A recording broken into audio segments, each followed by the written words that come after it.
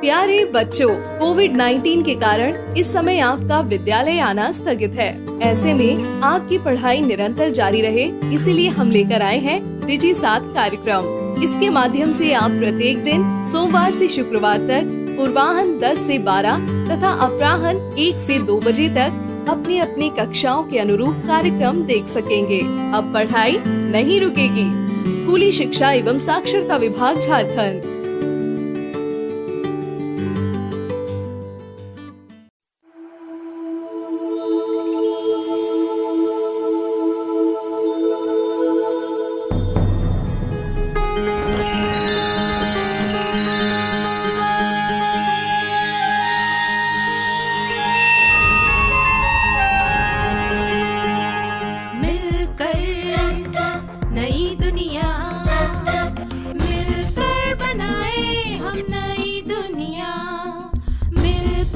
जीत ले हम सारी दुनिया।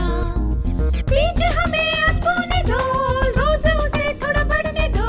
छू लेंगे आकाश हम, मन के विचार हकीकत बने। सिद्धि फल से आनंद देंगे, कोशिश कर बढ़े, सोच बुलंद करे।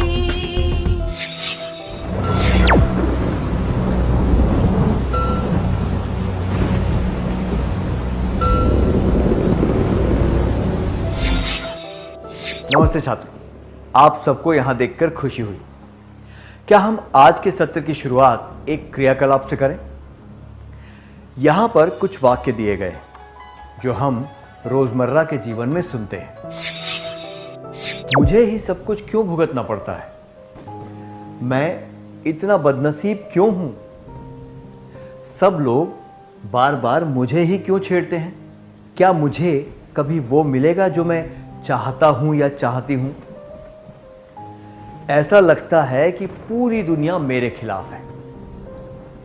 कोई मेरी बात क्यों नहीं सुनता? अब क्या आप पहचान सकते हैं कि इन वाक्यों में कौन सी भावना है?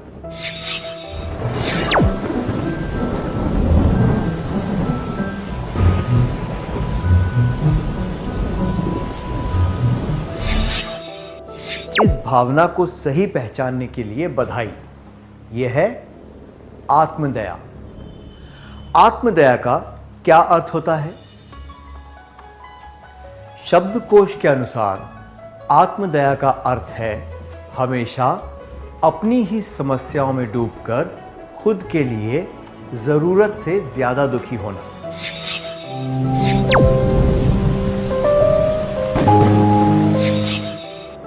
मनोवैज्ञानिकों के अनुसार आत्मदया एक व्यक्ति की मनोदशा है जिसमें उसे परिस्थितियां प्रतिकूल प्रतीत होती हैं।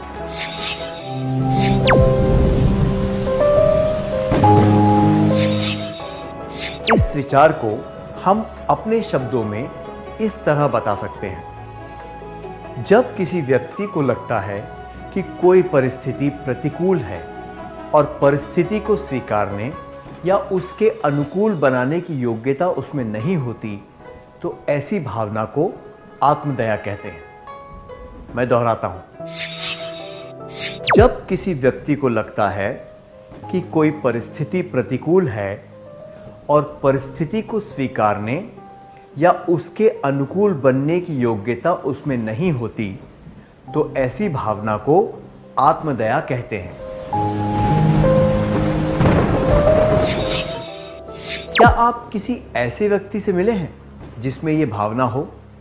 क्या आप इसके बारे में अपने करीबी मित्र को बताना चाहेंगे?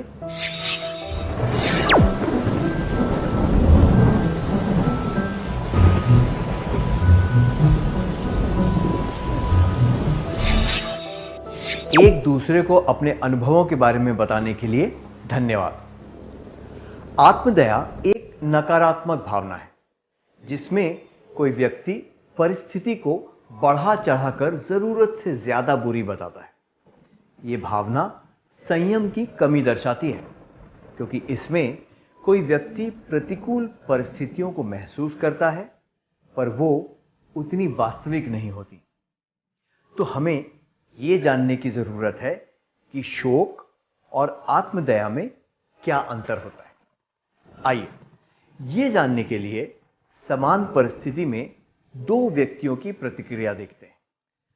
चिंतन और मोहन फुटबॉल टूर्नामेंट में भाग लेने के लिए भोपाल जा रहे थे। वे जिस बस से जा रहे थे वो दुर्घटनाग्रस्त हो गई और दोनों को गहरी चोट लगी। बस में बैठे कुछ लोग बिल्कुल ठीक थे और कुछ की मौत हो गई। अस्पताल में मोहन और चिंतन अगल बगल के कमरों में थे। उनके दोस्त उनसे मिलने आए और उन्होंने अपने दोस्तों से ये कहा, चिंतन, ये सोचकर बहुत बुरा लग रहा है कि मैं 3 महीनों तक बिस्तर में पड़ा रहूंगा और फुटबॉल टूर्नामेंट में नहीं जा पाऊंगा। मोहन, पता नहीं मुझे इतने फ्रैक्चर कैसे हुए, जबकि कुछ लोगों को तो खरोच भी नहीं आई। शायद मैं उस टूर्नामेंट में कभी नहीं खेल पाऊंगा। क्या हम इन दोनों कथनों का तुलनात्मक विश्लेषण कर सकते हैं?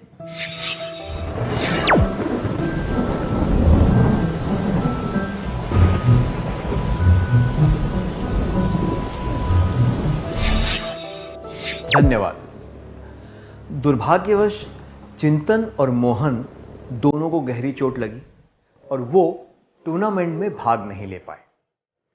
समान परिस्थिति में हमने देखा कि उन दोनों ने उस दुखद घटना को अलग अलग तरह से महसूस किया।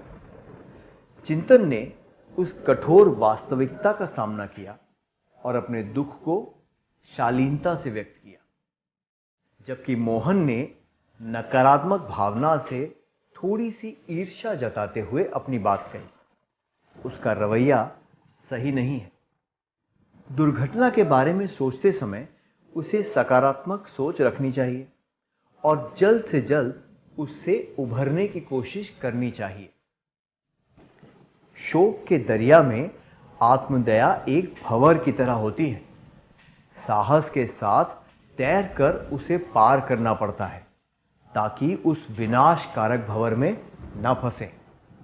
मैं दोहराता हूं, शोक के दरिया में आत्मदया एक भंवर की तरह होती है।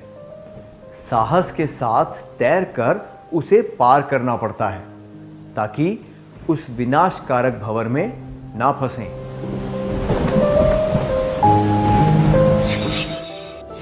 शोक हमारे जीवन का एक हिस्सा है। शालीनता के साथ उसे स्वीकारना और आत्मविश्वास के साथ उससे उभारना सराहनीय होता है।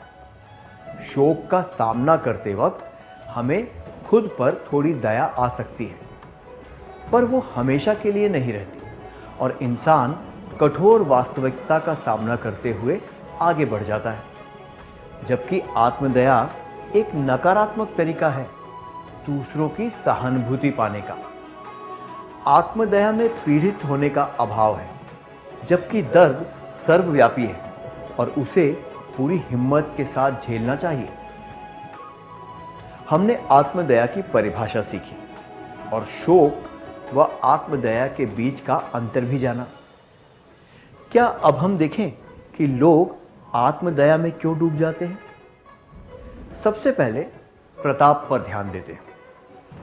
प्रताप ने काम खत्म करने के बाद अपनी लैब नोटबुक मेज पर रख दी और थोड़ी ताजी हवा लेने के लिए बाहर चला गया। उसका भतीजा वहीं कमरे में खेल रहा था और उसने वो नोटबुक व उसमें बने चित्र देखे। उसे वे चित्र अनोखे लगे और वो उसमें लकीरें और कुछ चित्र बनाने लग गया। प्रताप जब कमरे में आया तो ये देखकर दंग रह गया। वो इस बात से बहुत परेशान था और पूरे दिन अपनी भाभी से इस बारे में बात करता रहा। क्या 3 विद्यार्थी इसका अभिनय करके दिखा सकते हैं?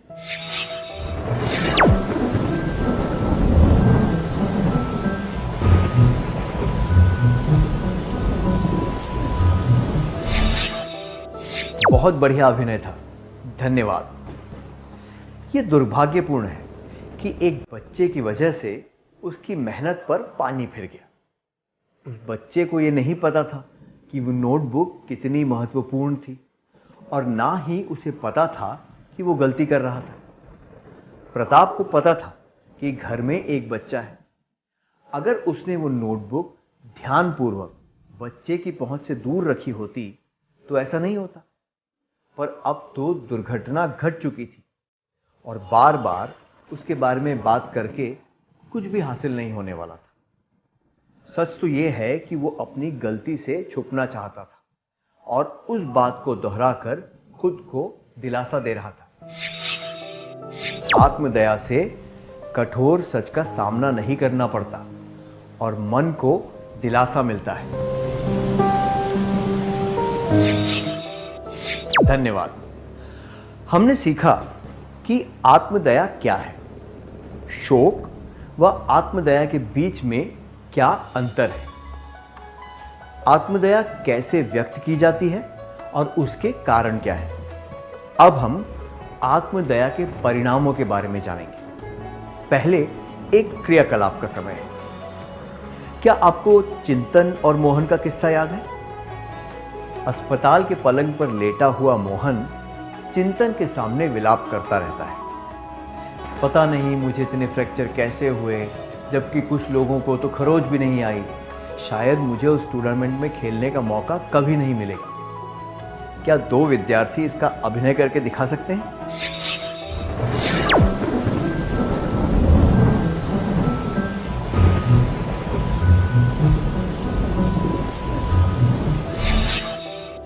बहुत अच्छा प्रयास था। इस तरह विलाप करने के क्या परिणाम होते हैं? आइए अब आत्मदया के परिणामों पर नजर डालते हैं। व्यवहारिक तौर पर देखें तो ये समय और प्रयास की बर्बादी है। इससे शारीरिक और मानसिक शक्ति की बर्बादी होती है। जब हमें पता है कि किसी चीज को बदला नहीं जा सकता तो उसके बारे में सोचने से बेहतर ये नहीं होगा कि हम आगे की सोचें। इससे कड़वाहट और निराशा बढ़ती है। कभी कभी इससे दूसरों को कष्ट पहुंचता है और उन्हें गुस्सा भी आता है। आत्मदया में खोने वाला व्यक्ति से कोई आकर्षित नहीं होता, बल्कि ऐसे लोगों के आसपास हम थकान महसूस करते हैं। जो लोग उनकी मदद करना चाहते हैं वे भी मायूस हो जाते हैं। मदद करने वालों का भी उत्साह कम हो जाता है। सबसे महत्वपूर्ण बात यह है कि आत्मदया से प्रतिकूल परिस्थिति का हल पहचानने में देर हो जाती है।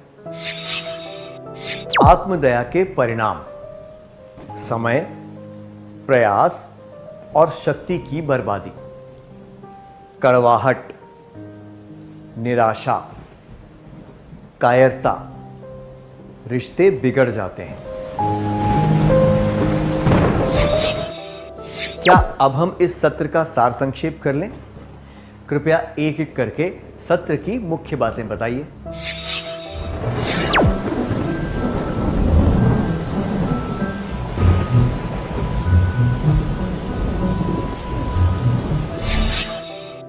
जब किसी व्यक्ति को लगता है कि कोई परिस्थिति प्रतिकूल है और परिस्थिति को स्वीकारने या उसके अनुकूल बनने की योग्यता उसमें नहीं होती, तो ऐसी भावना को आत्मदया कहते हैं। शोक के दरिया में आत्मदया एक भंवर की तरह होती है। साहस के साथ तैरकर उसे पार करना पड़ता है ताकि उस विनाशकारक भंवर में ना फंसें। आत्मदया से कठोर सच का सामना नहीं करना पड़ता और मन को दिलासा मिलता है। आत्मदया के परिणाम: समय, प्रयास और शक्ति की बर्बादी, कड़वाहट, निराशा, कायरता, रिश्ते बिगड़ जाते हैं। इतनी अच्छी तरह सार संक्षेप करने के लिए धन्यवाद। क्या अब हम थोड़ा गृह कार्य लिख लें ताकि ये बातें हमें अच्छी तरह समझ आ जाए।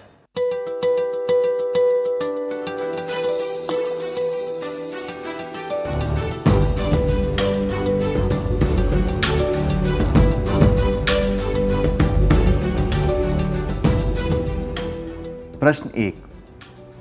10वीं की परीक्षा में आपको विज्ञान में 70% और सामाजिक विज्ञान में 90% अंक मिले हैं। आपने 11वीं और 12वीं कक्षा के लिए विज्ञान का फॉर्म भरा है। जिस स्कूल में आपने फॉर्म भरा है वहाँ का विज्ञान का कट ऑफ 80% है।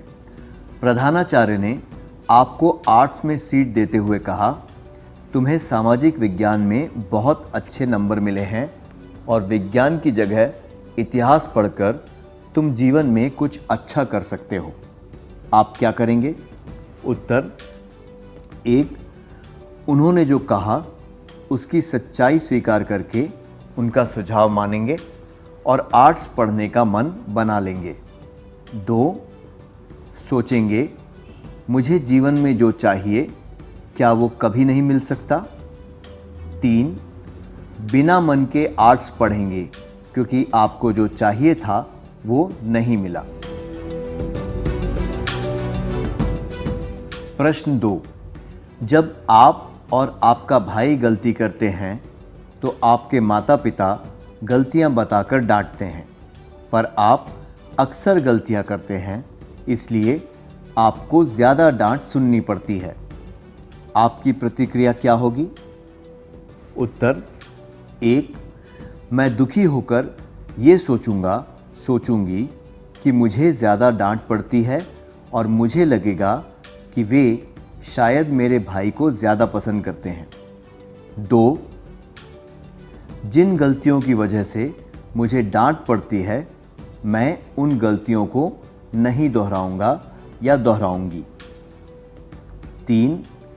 मैं मुंह बनाकर बैठ जाऊंगा या बैठ जाऊंगी और सोचूंगा या सोचूंगी कि मेरी किस्मत ही ऐसी है कि मुझे अपनी गलतियों की वजह से डांट पड़ती है।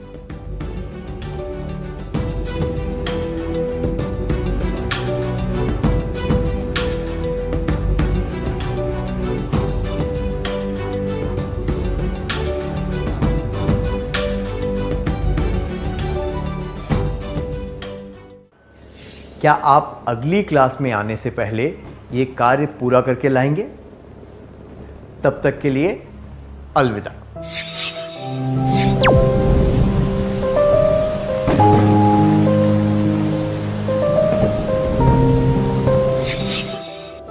नमस्ते विद्यार्थियों, क्या हम जवाबों के बारे में चर्चा करें?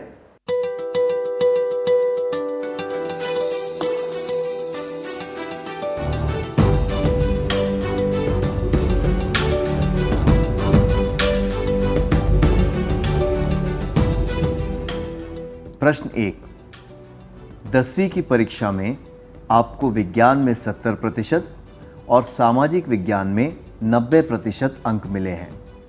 आपने 11वीं और 12वीं कक्षा के लिए विज्ञान का फॉर्म भरा है। जिस स्कूल में आपने फॉर्म भरा है वहाँ का विज्ञान का कट ऑफ 80% है।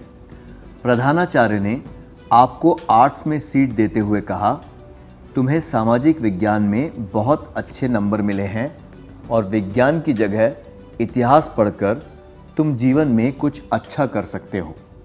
आप क्या करेंगे? पहले प्रश्न के लिए ये जवाब कि मैं सोचूंगा या सोचूंगी मुझे जीवन में जो चाहिए क्या वो कभी नहीं मिल सकता अनुचित है, क्योंकि ये आत्मदया दर्शाता है। इसमें असफलता को एक प्रतिकूल परिस्थिति के तौर पर देखा गया है। ये जवाब कि बिना मन के आर्ट्स पढ़ेंगे क्योंकि आपको जो चाहिए था वो नहीं मिला भी अनुचित है। इसमें परिस्थिति को स्वीकार न करते हुए निराशा जताई गई है, जिसमें आत्मदया की झलक है। ये जवाब उन्होंने जो कहा उसकी सच्चाई स्वीकार करके उनका सुझाव मानेंगे और आर्ट्स पढ़ने का मन बना लेंगे उचित है, क्योंकि ये आत्मदया की जगह आत्मविश्वास और साहस दर्शाता है। आपका जवाब क्या है?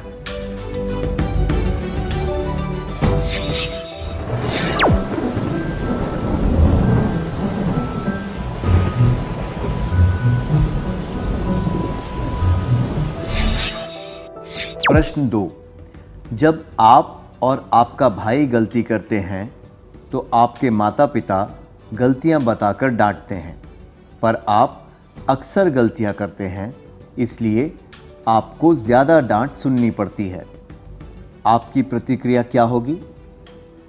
दूसरे प्रश्न के लिए ये जवाब कि मैं दुखी होकर ये सोचूंगा या सोचूंगी कि मुझे ज़्यादा डांट पड़ती है और मुझे लगेगा कि वो शायद मेरे भाई को ज़्यादा पसंद करते हैं, अनुचित है।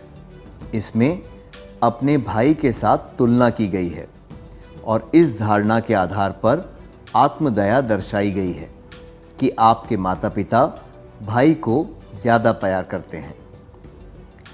इस वजह से आपके रिश्तों में कड़वाहट आ सकती है। ये जवाब कि मैं मुंह बनाकर बैठ जाऊंगा या बैठ जाऊंगी और सोचूंगा या सोचूंगी कि मेरी किस्मत ही ऐसी है कि मुझे अपनी गलतियों की वजह से डांट पड़ती है, भी अनुचित है, क्योंकि डांट का कारण मालूम होने के बाद भी आप गलतियों को सुधारने का प्रयास नहीं करना चाहते।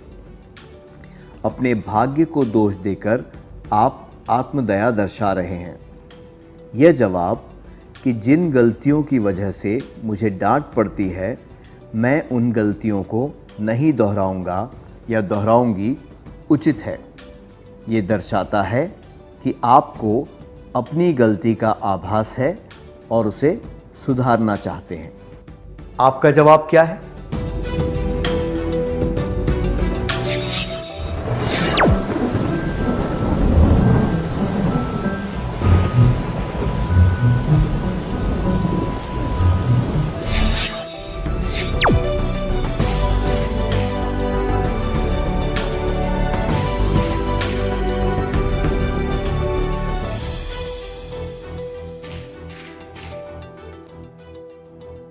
जिन्होंने उचित जवाब चुने थे उन्हें बधाई हो।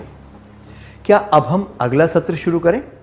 इस प्रसारण से संबंधित सुझाव, अपने प्रश्न इत्यादि आप हमें jcerg@gmail.com तथा टोल फ्री नंबर 1800 5728 585 पर संपर्क कर सकते हैं।